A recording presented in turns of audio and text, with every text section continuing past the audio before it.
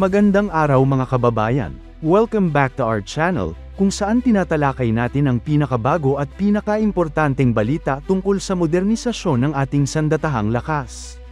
Ngayong araw, tatalakayin natin ang isang napakahalagang update, may bagong bidding na naman para sa isang harbor tug ng Philippine Navy. Ngunit may kakaibang twist, hindi ito follow on order gaya ng inaasahan. Bakit nga ba? At anong pwedeng ibig sabihin nito? Pero bago tayo magsimula, tandaan natin na ang matatag na Pilipinas ay hindi lang nabubuo sa lakas militar, kundi sa maayos na pamahalaan, paglaban sa korupsyon, pagtanggi sa political fanaticism, at pagsugpo sa fake news. Mahalaga yan para sa tunay na seguridad at katatagan ng bansa. Alam naman natin na ang harbor tugs ay mahalagang bahagi ng operasyon ng isang navy. Ang trabaho ng harbor tugs ay tulungan ang mga malalaking barko, tulad ng frigates, logistics vessels, at iba pa, para makapagmaniobra ng maayos sa loob ng ports o base, lalo na sa masisikip na lugar tulad ng Subic Bay. Noong mga nakaraang taon, bumili na ang Philippine Navy ng dalawang harbor tugboats na gawa ng Josefa Slipways, gamit ang design ng kilalang international naval design firm na Robert Allen Limited. Ang modelong ginamit ay tinatawag na Ramparts 2700, at ang mga barkong ito ay tinaguri ang YT-27 class. High-powered, modern, at kayang gumanap sa iba't ibang uri ng operations. Ang design na ito ay globally proven na matibay, mabilis, at reliable.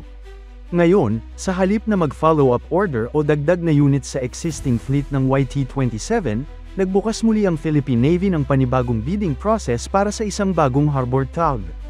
Hindi pa malinaw kung bakit hindi na lang idinugtong ito sa dati nilang contract o kung bakit hindi sila dumiretso sa same supplier at design. Pero isang mahalagang clue, mas mataas ang budget ng bagong bidding kumpara sa nauna.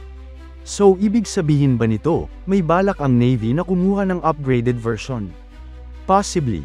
Isa sa mga speculations ay baka gusto ng Philippine Navy na magdagdag ng bagong features tulad ng mas malakas na engine output, mas advanced na navigation and control systems, reinforced hull for tow and larger vessels, higher bollard pull rating. Sa mga nakakaalam, ang unang dalawang harbor tugs ng PN ay locally built ng Josefa Slipways, isang lumalaking pangalan sa shipbuilding industry dito sa Pilipinas.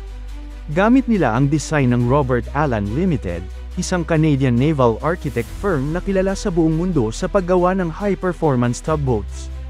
Given na naging successful naman ang unang dalawang units, marami ang umaasa na sila pa rin ang mapipili para sa bagong proyekto.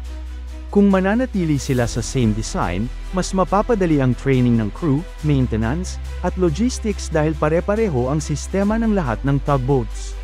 Pero kung ibang contractor ang mananalo sa bidding, maaaring magbago ang design, ang specs, at maging ang capability ng barko.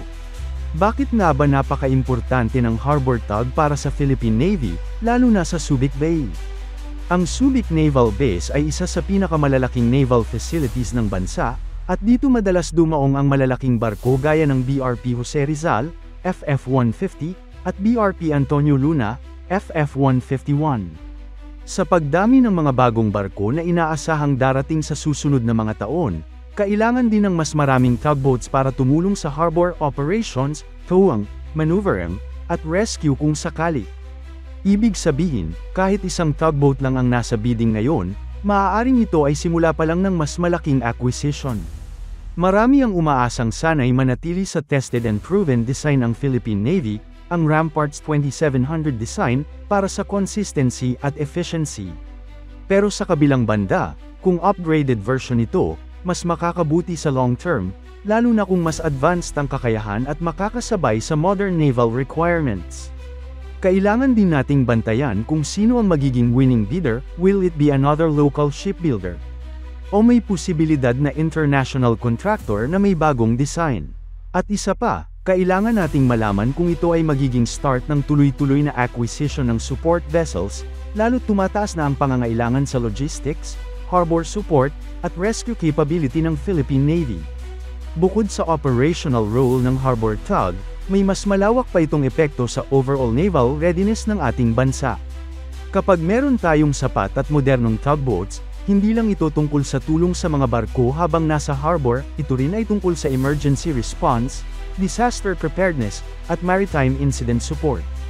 Halimbawa, kung may nangyaring aksidente sa karagatan tulad ng oil spill o grounding incident, ang harbor tug ang isa sa unang responders na kayang bumatak ng barko palayo sa panganib. Kapag may incoming typhoon, sila rin ang tumutulong para ligtas na ilipat o isecure ang mga assets ng Navy. At kung titignan natin ang mas malawak na konteksto, ang pagkakaroon ng sapat na harbor tugboats ay bahagi ng detalyadong infrastructure na kailangan para maging isang tunay na blue water navy, isang navy na hindi lang limitado sa coastal defense, kundi may kakayahang mag-operate sa malalayong karagatan. Ang harbor support ay isang aspeto na madalas hindi napapansin ng publiko, pero sa totoo lang, ito ang lifeline ng operation sa loob ng base. Walang silbi ang advanced frigates at patrol vessels kung walang sapat na tugboats na tutulong sa kanilang movement at maintenance. Ngayon, usap-usapan din sa defense community kung bakit hindi na lang direct procurement ang ginawa para sa karugtong ng dating order. May mga nagsasabing baka ito ay bahagi ng effort ng transparency at competitiveness, kaya pinili ng Philippine Navy na dumaan muli sa open bidding. Pero may iba rin na nagsasabing baka may bagong specifications na gustong ipasok, at dahil dito, mas mainam na buksan ulit sa bidding para makuha ang best offer mula sa local at foreign builders. Kung ito ay mapupunta muli sa Josefa Slipways, magiging magandang balita ito para sa local industry, patunay na kaya ng Pinoy shipbuilders na makipagsabayan sa kalidad at performance. Pero kung may bagong builder na manalo, lalo na kung international, dapat nating bantayan ang kalidad, delivery time, at compatibility ng bagong design sa existing fleet. Sa huli, ang ganitong klaseng proyekto, kahit mukhang maliit, ay mahalaga para sa continuity ng modernization program ng Philippine Navy. Hindi ito headline grabang gaya ng pagbili ng missile systems o frigates, pero ito ang mga support systems na nagbibigay daan para gumana ng maayos ang buong makina ng Navy. Sa kabuuan, habang tila maliit na proyekto lang ang isang harbor tug, napakahalaga nito sa pagpapatakbo ng mas malalaki at strategic na naval operations. Umaasa tayo na ang desisyong ito ng Philippine Navy ay magiging pabor sa long-term capability building, at sana, tuloy-tuloy ang suporta sa local shipbuilding industry, gaya ng Josefa Slipways. Abangan natin ang susunod na updates tungkol sa bidding na ito, at kung sino ang mapipiling contractor. Tiyak, may mga bagong impormasyon na lalabas sa mga darating na buwan. Kung gusto mong updated sa mga ganitong balita, huwag kalimutang mag-subscribe at i-on ang notification bell para hindi ka mahuli sa next na kwento.